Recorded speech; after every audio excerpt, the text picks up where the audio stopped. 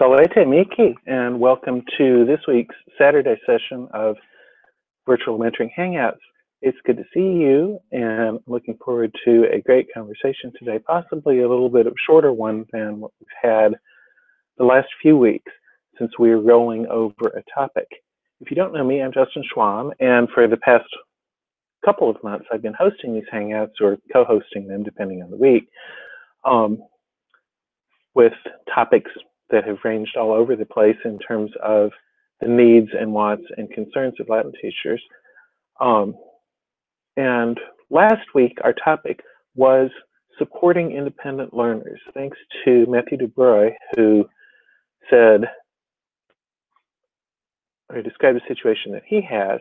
And in his situation, it was the particular case of using a comprehensible input approach with his middle school students, who then go on to a high school program that has a very, very grammar translation approach, so that he felt in order to make real progress with the language, his students needed ways to either give themselves comprehensible input or get it from sources other than their teacher, because their high school teacher just wasn't interested in that sort of thing. But the situation could be reversed. You could have a student who was passionately interested in grammar, found themselves in a CI program, wanted to know more about the language as well as learning the language, and was looking for a way to do that.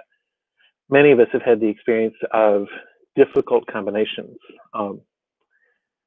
I was talking with someone this week who has a Latin 2 and 3 combination, which is really common.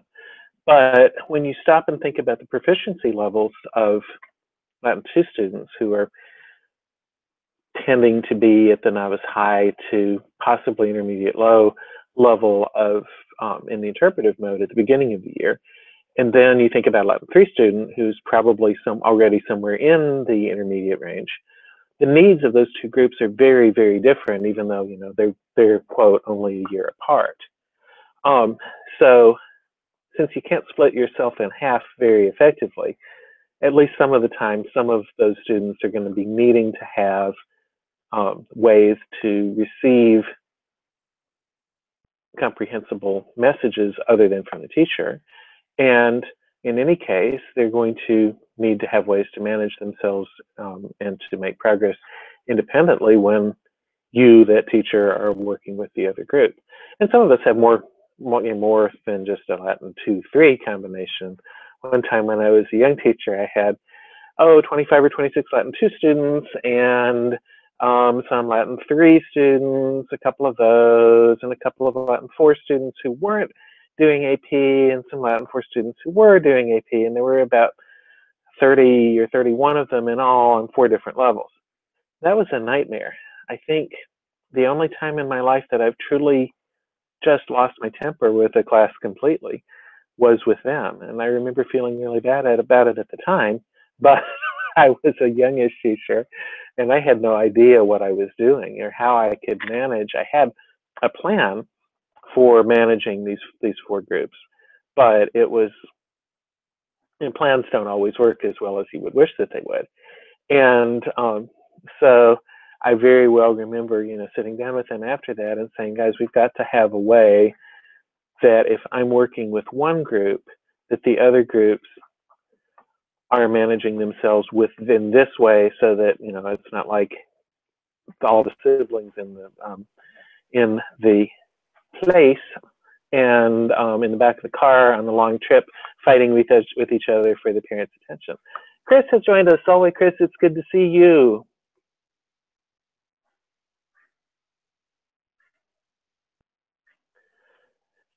It is really, really good to see you, because this is, I know, an exciting topic that is dear to the heart of all of us. And for the sake of our viewers, could you say salve or salvete to them and just tell them a little bit about yourself for the benefit of new viewers who don't know all of us yet? Oh, salvete omnes. I'm actually gonna be here for just a few minutes because I've got to leave at about 3:30 or so, but I wanted to make sure I stopped by. I finally actually had a few minutes during the busy beginning of the school year to come and check it out. But anyways, I'm Chris. I teach Latin in Cathedral Prep in Erie, Pennsylvania, and I also have a French class this year, which is pretty interesting. And I teach a classics elective, Greek and Latin in the Modern World, which is basically kind of like a general humanities classics course, which has been interesting as well. But my general focus is still Latin 1 through 4. And as you were just mentioning, Justin, about having different levels in the same class, I have a Latin 3-4 right now with 2 Latin 4 students and 11 Latin 3s. And trying to keep sort of a balance with that is always an interesting thing. My 2 Latin 4s, I know for a fact, are at a higher proficiency level than my 3s are. And what's really helping out with that class this year is doing a lot of embedded readings, giving more authentic text to my 4s, whereas to my 3s, I'm giving them kind of an easier version of those to read through. And that seems to be working all right at the moment. And the 3s like to work together a lot. And I've had my 4s kind of help them a little bit, maybe kind of being like assistants to me in a sense, and having them kind of help the 3s out a little bit as well. And that's been pretty good. But basically, trying to make sure that you're differentiating well enough is the thing that we need to be doing the most. Oh yeah, absolutely. I agree. I think, and I have an interesting combination that I don't know that I've ever had this exact combination before, but I have a Latin 3 and 5 group, and there are 11 3s and 9 5s. And the 5s I've known for a while. The 3s are, it's an online group, and the 3s I had worked with a little bit, but I was never their primary teacher. They've had 3 different teachers in their 3 years. And so they are, and also the school schedule had been really strange. They had less time. They offered less time for foreign language classes than for any of the other classes that they offered for some reason. So my 3s are coming in at a novice high-ish range, because it's as if they were still, right at the end of Latin 2 or Latin 1.5 in terms of the amount of instructional time that they've had. And then my 5s are solidly intermediate, mid-ish to high, and in some cases bridging up to advanced low. So that is a wider spread than I've had in a class probably since the horrendous Latin 2, 3, 4 AP group in 1994 or 5. And I say horrendous, they were wonderful kids and I loved them and they loved me, but it was really hard because there were the 4 different groups. And the 4s and the APs did some things together, but they didn't do everything together. The 4s and the 3s did some things together, but they didn't do everything together. And the 25 2s needed me and weren't terribly good at collaboration at the beginning of the year.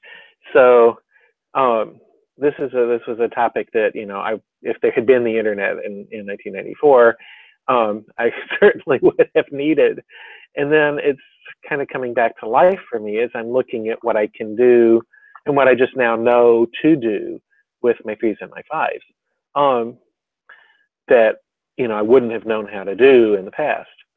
So I think that, since we're talking about that, I think maybe that's what we should focus on until you have to leave us. And then as other people join in, then we can either continue that conversation, or we can kind of wrap things up a little bit early if we want to.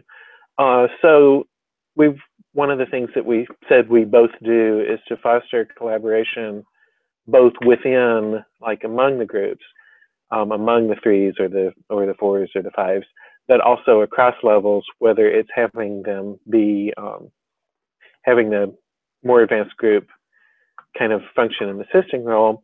Another thing that I find will work well is randomly pairing students across levels if there are, multiple stated levels in the class for certain kinds of activities. We'll do a vocabulary review thing, or we'll do some kind of a cultural background exploration that might be in English, and they're making a product, but it isn't, it doesn't require that you both be at the same level of language proficiency. And that has worked really well because, it's a smaller school. The kids all know each other. And so they are able to, they're able to get along well and, and make something together. And then sometimes the groups will be, for example, next week, they'll be doing the kind of thing that you were saying, and that the 5s will be reading a more challenging text. The 3s will be reading a simpler text, similar subject, and then about Roman weddings. And then at the end of the week, they'll come back. Well, they'll each have like a proficiency measure because it's getting close to the middle of the quarter, and I like to do a proficiency check at the middle and the end of a recording period with them. But after that, they're going to make a thing. They're going to create stories or skits or something that are related to the issue of Roman weddings. And so that way they have a way to, they have a shared theme. They have texts of appropriate levels. If I had a weak Latin 5 kid, I could say, would you work with the 3s and help them? If I had a particularly strong Latin 3 kid, I could say, would you read this story with this group of Latin 5 students? As it turns out, they're pretty tightly clustered in terms of proficiency. So I don't have that kind of an issue yet. But as time goes on, that'll happen too. And then it's just a question of being thoughtful about the construction of groups and about who is asked to do what, and making sure that the kids know, this is why I'm asking you to read this set of text rather than that set of text. Does that make sense to you?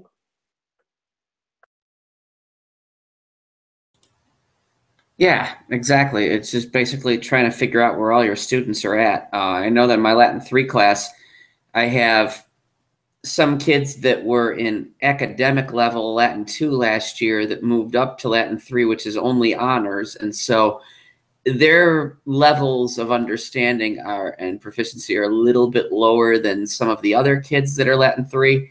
I would put probably those 2 or 3 kids as more novice high, and then probably the really good, really high level Latin 3s as intermediate low a bit more.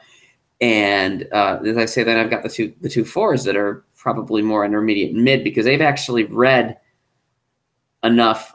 We read a lot of different authors last year. I mean, original texts and everything. And so they're a little bit more used to how actual Latin works. And I've been slowly trying to bring in, more authentic Latin to the 3s now, just starting out, but they still need a little bit more of a grammar base, and trying to switch to CI at the upper levels has been kind of a bit more difficult. I mean, I've started doing almost strictly comprehensible input type stuff with Latin 1, and they're getting it and they're doing wonderful. And with Latin 2, it's more sort of a hybrid sort of thing. And with 3 and 4, it's kind of more traditional. And so it's basically kind of, making it more comprehensible by sort of just adapting it to those particular students' needs more than anything, and doing the same kind of thing with them now. I mean, I'm going to be trying to see how well this class can read actual Latin this week, because we're going to be doing some pretty simple medieval Latin texts.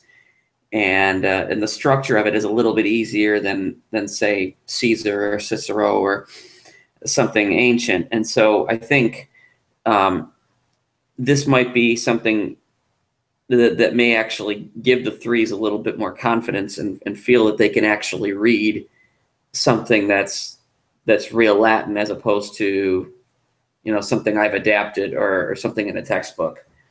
So I'm hoping that might actually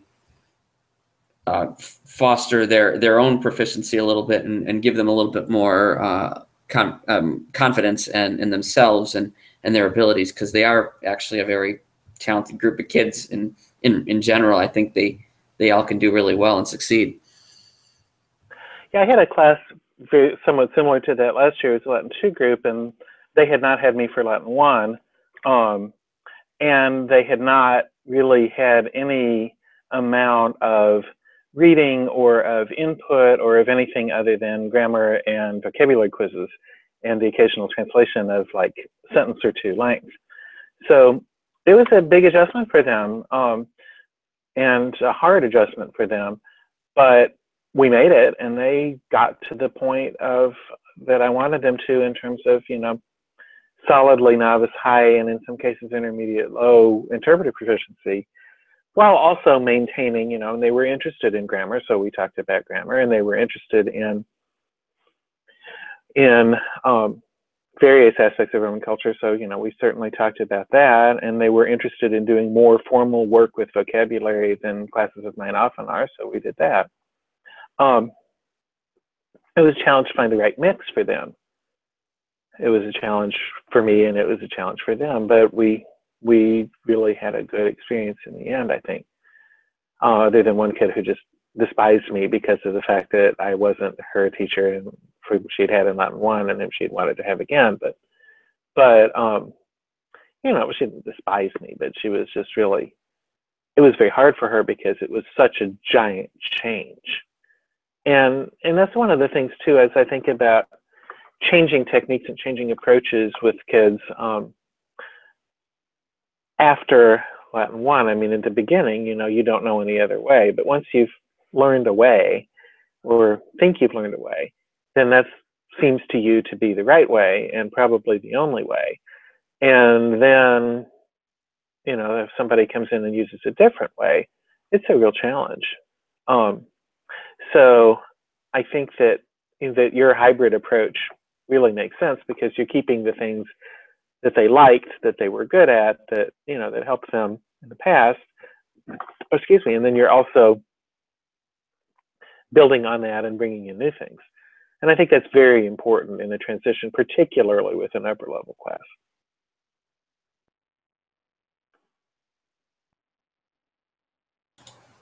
Yeah, that's basically the direction to go in, is to just kind of see what your own students need and meet them where they need help the most, and just be able to kind of structure your class to fit what they need the most. And like I said, I started doing a little bit of Caesar with 3 and 4 the last few weeks, and I realized that they weren't necessarily completely into it as much as I would have hoped, because I wanted them to kind of get a little bit of that base. But so that's why I'm deciding to kind of switch things through, because you have to kind of see what's really grabbing their attention. If something's not working, you keep changing things as you go along, and make sure that they're interested in the class and make sure they're interested in what you want to do. And so it's kind of just a constant sort of making sure that you're doing exactly what needs to be done in the right way. And I think it's just, it helps them out, it helps us out in the long run, and it maintains a good relationship with you and your students. Yeah, and I think that the maintaining of good relationships with students is absolutely critical. I mean, you know, when you think about everything that we know about learning, if there's any of Krashen's hypotheses that are non-controversial, it's the affective filter. Everybody has experienced it. If you don't feel comfortable and safe in a class or in any learning environment, you know, then you focus on survival and you don't focus on whatever the content is. So, you know, for example, with that Latin 2 class of mine last year, I very quickly discovered the things that normally put kids at ease if they're used to me did not put them at ease. And so we had to do something very, very different. We tried various things, and then we finally found 3 or 4 that worked really well. Some of which are things that I would have kids do anyway. Some of which are things that I wouldn't normally do with a class that had known me from the beginning and was used to kind of the approach that I normally use. But you have to follow the lead of the student. I mean, in the same way that, you know, if you use a CI approach, comprehensible doesn't mean comprehensible to me. It means comprehensible to that student, that group of students. Comfortable doesn't mean comfortable to me. It means comfortable to that group of students. safe and secure doesn't mean, well, gosh, I feel safe and secure. You know, I probably do feel safe and secure, but I would hope that I did. But it means that, you know, that you, the students, feel safe and secure and comfortable and supported, but also challenged and are getting I+1. And, you know, I+1 doesn't mean what I think I+1 should be, or what's on page 74 of the textbook, because we did page 73 yesterday, but it means what's comprehensible to this group on this day, plus that little bit.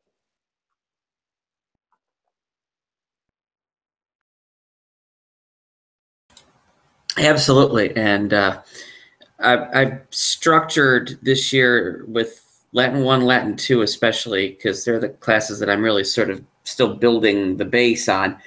And I've taken the high frequency vocabulary for each chapter, but I'll maintain some of the like lesser used words in some of the textbook stories as I'm adapting them for them, and using that as kind of I+1 material, or maybe some of the harder grammar points that might be trying to be introduced. I'll put some of that still in there just to kind of make it more understanding. Like every story that I've made so far has been pretty much 90%. I've been trying to keep to the 90% using either words they've already seen or new words plus words they've already seen. And I'll add different little things. Like in the first story I did, the second story with Latin 1, the chapter 1 story based on chapter 1 of our book, I made it easier than the one in the book, but I stayed with the story of Romulus and Remus, like it says.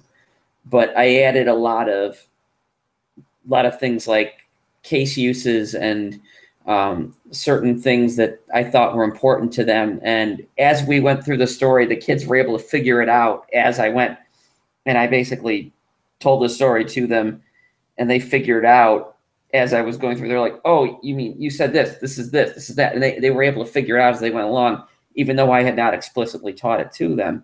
They could figure it out through the context. And that's really where I'm working with, is establishing meaning through context rather than just a series of charts and tables and lists and things. And they need to see that in the context of the story. And the harder things are the I+1 or the you know, stuff that you're sort of raising that zone of proximal development with.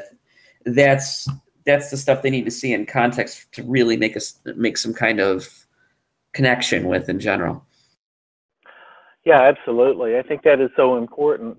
And as they're transitioning out of the novice and into the intermediate level and becoming more able to deal with ambiguity, that it even becomes, it's just as important as it was when you're introducing new things to novices, if not more important, because then you can sort of start slipping it in and point out to them after the fact, oh, look, you figured out that whatever it was, you know, this word, we haven't seen this word before, but it was that everybody knew it was a room, right? And how did we know it was a room? Well, because, you know, the person went in it and sat down. And, you know, those kinds of drawing after the fact, not, you know, in the moment, when the student is just having discovery, but after the fact, as a debrief, as a closure, of, you know, whatever kind of a thing, to point out, look what you can now do that you weren't, you know, you didn't used to be able to do, is a very powerful thing. It's not a thing that you want to overuse, because metacognition is hard, but it is a thing that can really bring a whole lot of benefits, I think. I'm looking at time, and I want to be sensitive to your timing, because you said you needed to leave at 3:30. Chris, is there any sort of last minute thing that you'd like to say before we let you go? Just anyways, I wanted to make sure I stopped by here because it's been a couple weeks. I've been so busy. I've got 5 different classes to plan for this year, and so I've been kind of been unable to make these mentoring sessions lately, and I really value and appreciate these very much, because they're incredibly helpful to all of us. And as I say, thank you, Justin, again for putting these together. And as I say, you know, just I think basically like what we all need to learn, I think in general, is how do we address a variety of different students that we have, because they're not all going to be the same. Every kid is different. So how do we make sure that we address those particular issues? You know, because sometimes if a kid doesn't get something, then that might lead to other problems, behavior wise or whatever. And so if we can all sort of figure out how can we reach them academically, then it makes our job easier, and it makes everything else in the classroom work that much more to our advantage. Yeah, So, I think that, thank you again. yes. I mean, I think, I don't know that I could say anything except yes, yes, yes. Well, that's really exciting. You know, I think if you need to go, since I see that I think our one viewer will forgive us and we haven't had anybody else come today, I think it's about that time of the year. For many people, progress reports are going out, you know, next week, and they've got piles of grading. Mine happened to go out the following week, and I happen to be caught up, but you know, otherwise I might be staring anxiously at my watch. So I think that you know, if you need to leave us, we'll just say to our viewers that we're going to cut it a little short this week, but that we might have a longer session on Sunday if people want to join us. And thank you so much to Chris for being here, and to everybody who's been watching, to everybody who will be watching the recording. And we will see you all hopefully on Sunday, same time, same channel. And then we'll decide what kinds of topics to explore in future weeks. So I think I'm just going to say valete omnes, valete sodales, valete amici, and we will bring ourselves to a close. And thanks again for everything.